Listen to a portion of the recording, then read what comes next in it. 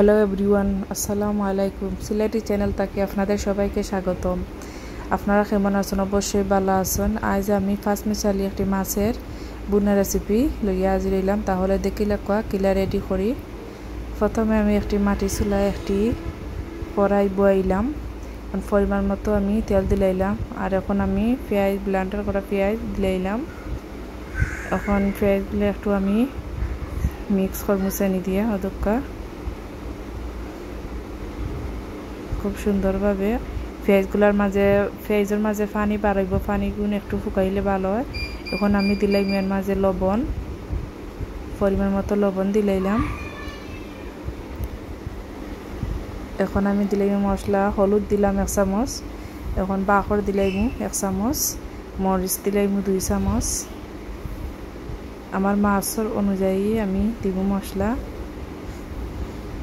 কেবল মশলাগুলো মিক্স করে দিলাম। মশলা পেঁয়াজের লগে সুন্দর করিয়া মিক্স করিয়া সুন্দর করে ভাজবো, তাহলে মাছের কালারটা এবং ভালো হয়। ওদেরকে আমি একবারে পানি শুকাই লিছি, একবারে কোনো জোর রাখছি না, তেল উঠিয়ে আইছে মশলার উপরে। এখনকে আমি পরিমাণ মতো পানি দিলাই, অল্প একটু মশলা একটু সিদ্ধ হইবার লাগি। ওদেরকে আমি পানি দিলাইলাম এর মাঝে পরিমাণ মতো।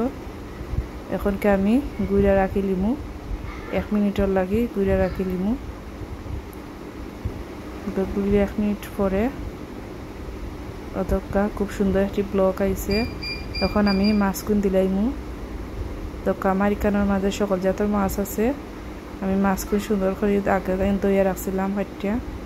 এখন আমি মাছগুন দিলাইলাম। এখন আমি গুঁড়াতে রাখবো 2 মিনিটের লাগি। 2 মিনিট পরে অদক্কা খুব সুন্দর একটি কালার আইছে।